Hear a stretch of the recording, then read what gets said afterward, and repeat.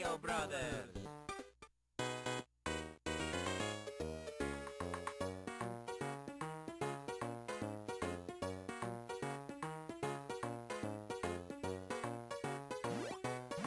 We're here. Hello, hello, hello. Hi, Ferg of the Atari 2600 Game by Game podcast, and the listeners. This is my first audio submission I've done to the show, and I've decided to bring my friend Nicholas May here.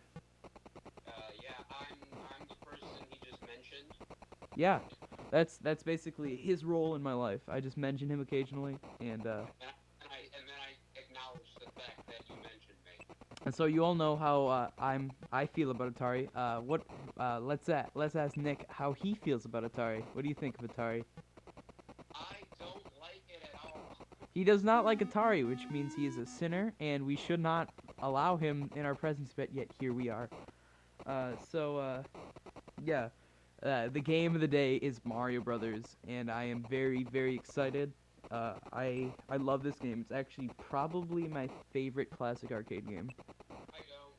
He does not. Why do you not like it specifically? It's the controls for me. Like, I like the idea, and I remember the Mario Advance games had a version of it that I actually did enjoy. But the old arcade and NES ports, and also the Atari one, I don't like it. No. I actually go as far as to say it's probably better than Mario 1, like Super Mario Brothers. And much better than Mario 3, which I actually don't really like that much at all. I'm sure no one agrees with me except for maybe Nicholas here. But I think it's fine. I It's a bad game. I don't like it very much at all. Anyways, my sister and I, back in the olden days of the Nintendo Wii, used to play a lot of Atari on there. We used to play this version all the time, rather than the NES version, because it was a lot easier, and she was like 3 or something at the time. And we used to play this a lot. And then eventually, once I stopped being terrible at video games and only slightly mediocre at them, I switched to the NES version because, to be completely honest, it was it's a much better port. It's kind of impossible to do anything like that on the Atari 2600 anyways. I played the Atari 2600 version for the first time today on a computer. Yes, and how'd you like it? I didn't at all. You know, I'd say as far as like the Atari version goes, like it's a pretty good port of the arcade game. They got all the basic things down. As far I will agree with that. It is a pretty good port considering for 1983. it's like other games. I can't remember the name of it, but it was like a 3D game and you like shot down things What system was this on?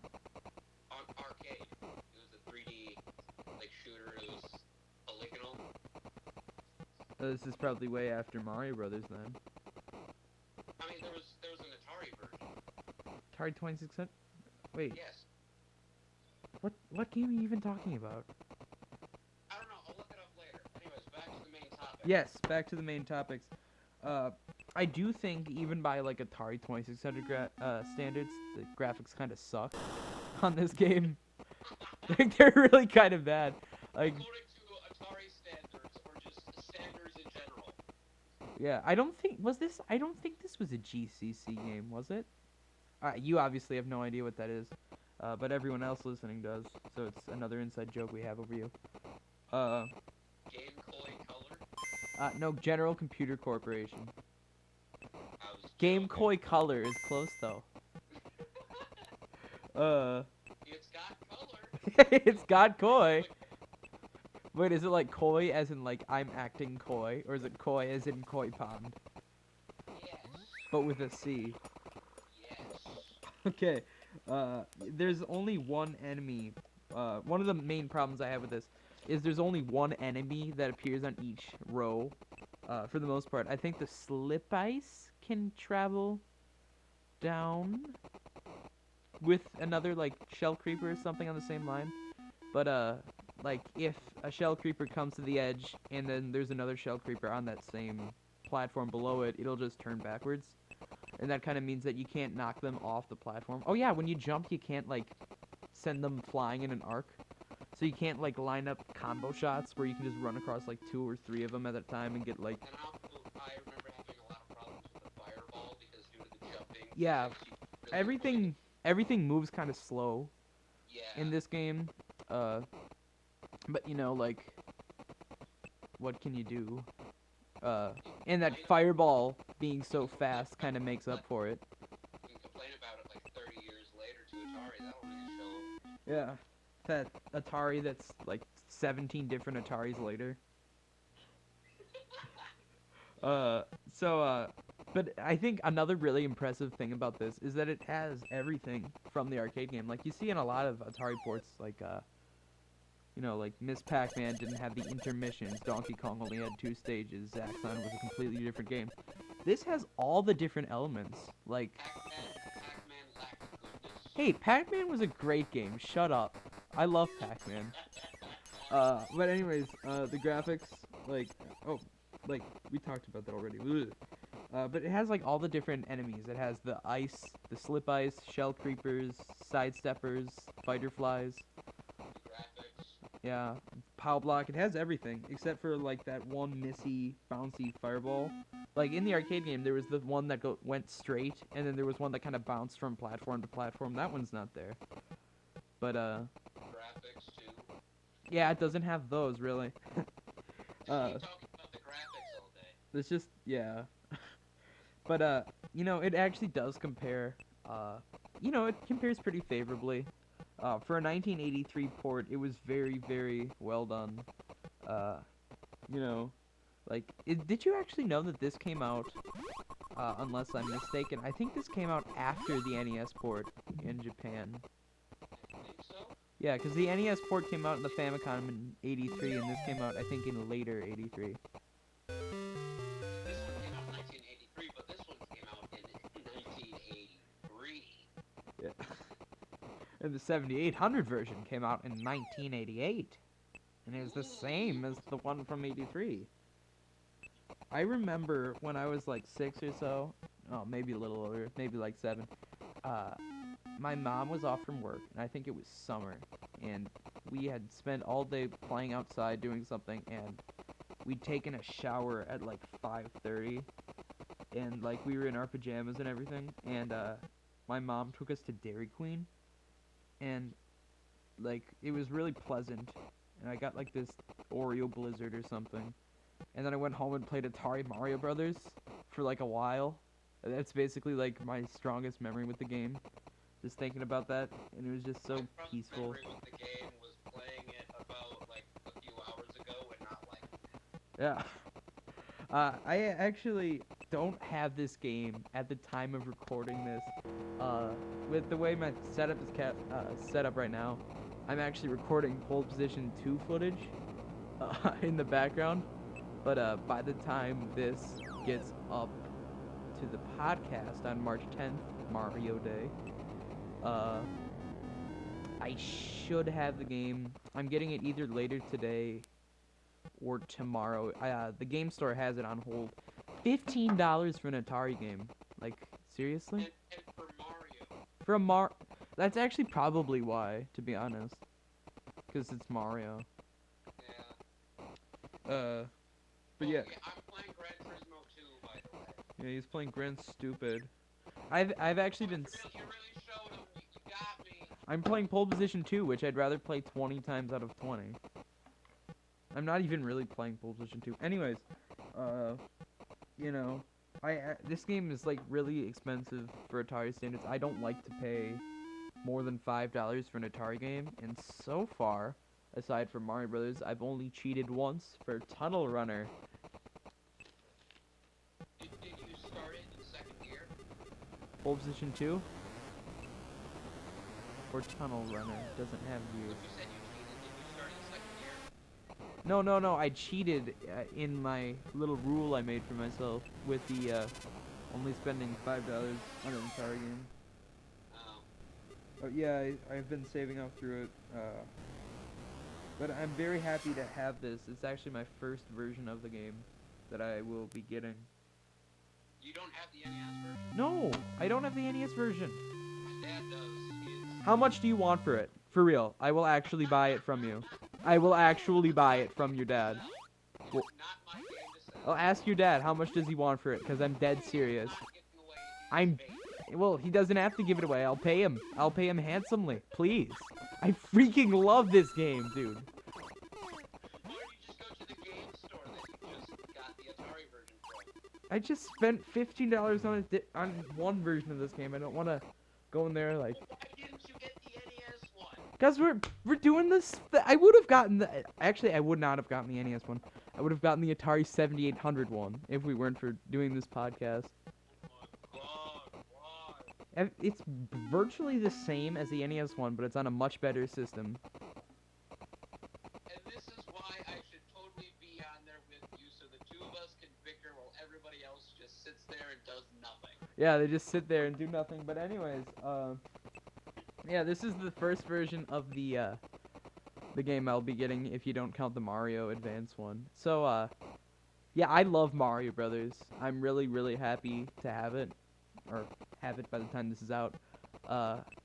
I love this game so much, especially the NES and 7800 versions. But the Atari one is pretty good too. You know, they couldn't have done much worse. Yeah, they couldn't have. Yeah, they couldn't. Not much worse. They couldn't have done that much better, aside from maybe some graphical tweaks. Yeah, instead of just having the POW block just be like a sideways rectangle. You know, that reminds me. I would have liked it if you could stand on the POW block in this game. Me too. Because that's like one of my main strategies. You just sit there and you knock the turtles from side to side. So like, there's even if you could stand on it, I guess you can only hit one turtle because they don't fly. Like they don't like bounce in an arc. It's not like the Mario Clash where you can. Oh yes, I'm not sure if anyone else is mentioning the sequel to Mario, well, the pseudo sequel to Mario Brothers. Mario Clash on the Virtual Boy is actually like really good. If you can have. Surprisingly, it's not that bad. It's just the visuals that are awful. No, if you can get like a version, like a good emulator where you can like switch the buttons because they switch to like jump and throw for some reason, and make it in 2D in black and white, it's really, really worth checking out. So is Wario Land. That's another good one. I actually haven't spent. I don't think I've ever played Virtual Boy Wario Land, honestly. It's a full-on Wario Land game. I love it. Yeah, that's actually the real sequel to Wario Land. It's more like the first one than the second one is. Switch out discs because this is a PlayStation 1 game. Yeah, PlayStation 1, my arch nemesis. Anyways, play Mario Clash. This is a good game. Good luck on the podcast, Ferg. Take care and best wishes, Harry, and this stupid guy here who likes PlayStation. Thanks. See you around. See you in Staccato. Yeah, see ya. There's a holdup in the Bronx. Brooklyn's broken out in fights. There's a traffic jam in Harlem that's backed up to Jackson Heights. There's a scout troop short a child. Cruise ships do and I know wild. Car 54, where are you? It's Atari Mario Brothers with Mario from Donkey Kong, his brother Luigi, and lots of crazy creatures. And it's twice the fun when two play at once, because you need all the help you can get.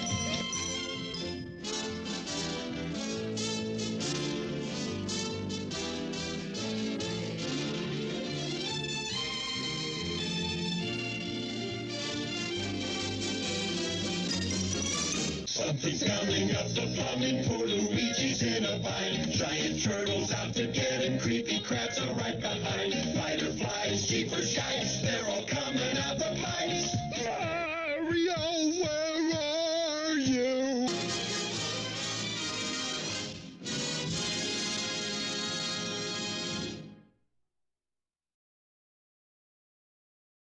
Hello, Mr. Ferg.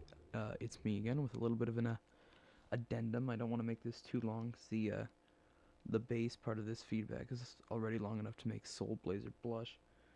So we're just gonna be quick. Today, day after recording this, I went and picked up Mario Brothers on the Atari 2600, and yeah, I thought I might be able to get to it the day we recorded this yesterday, March 25th. Oh, happy Atari Day! From Happy Mario Day from Atari Day, because today is Atari Day. Anyways, I picked this up, and I'm very happy to have it. I'm sorry it's tired and late, and everyone's asleep except for me, so I have to be a little quiet. Anyways, I got the game. I was tempted by 3 things on my way to pick up the game, and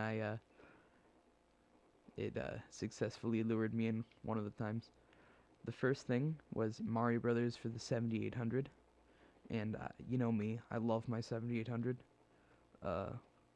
It's like my child, sort of. I love it. And it was the exact same price, $15.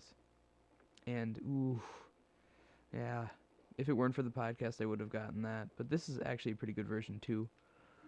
And the second thing I was tempted by was the Mario Brothers Game & Watch for $35, which is a crazy good deal. I'm like, what? $35? And it was like, oh, it doesn't work. I'm like, maybe I could fix it, but no, I wouldn't trust myself with that. But it'd be cool to have on a shelf or something, but I just don't want to spend $35 on it. Maybe someday. I'm sure someone will scoop it up pretty quick. The third thing was Yo Noid for the NES, based off of the Noid from Domino's Pizza. I did buy that. I've been looking for that game for a long time. It's kind of an inside joke with some of my friends. Yo Noid. It's actually really fun. It's made by Capcom. Some of their best work, I think. Very frustrating and unforgiving, but very fun. Don't let the name deceive you with Yo Noid. But anyways, I'm getting off topic. Mario Brothers. I still like it a lot. I just wanted to add that I was wrong about the slip ices. They do not appear to go down along with you. Like if there's another enemy on the screen, I thought that maybe they could be on the same row as another enemy, but I guess not. Must be just misremembering things. And secondly, I'd like to say that it's a lot more fun with a real Atari joystick, like a CX40. That's what I'm using right now anyways. I'm playing it. I like it a lot more with this. Not that I didn't like it before, but I think it feels a lot more arcadey with the joystick. And I'm very happy to have a physical cartridge of it. I think this will get a lot of playtime. It should, because I spent way too much money on it. Yeah, I'm gonna have to save up some more money from working. Anyways, my final update I would like to say is that no, Nick's dad would not let me have NES Mario Brothers. So yeah, thanks for listening to my embarrassingly long mini podcast here with my horrendous mic quality and my friend who won't give me a game that he owns and doesn't need to give me. Why won't you just give me your things? You're a terrible friend. Anyways, enjoy the podcast. Enjoy all the other audio submissions, which are much better than this and shorter, hopefully. I told Ferg I had a lot to say, and by gosh, by golly, I do. So before I ramble on more about Mario Brothers and how much I love it, I will just sign off here and record some more audio for the rest of the submission. I'm going to splice in some audio. But anyways, have a good day, Ferg. Have a nice Mario day. Yahoo, it's a me. Wahoo. I will probably be playing some more Mario Brothers, as Ferg says Mario, because he's a weirdo. Anyways, I'm going to shut up now. Enjoy the podcast.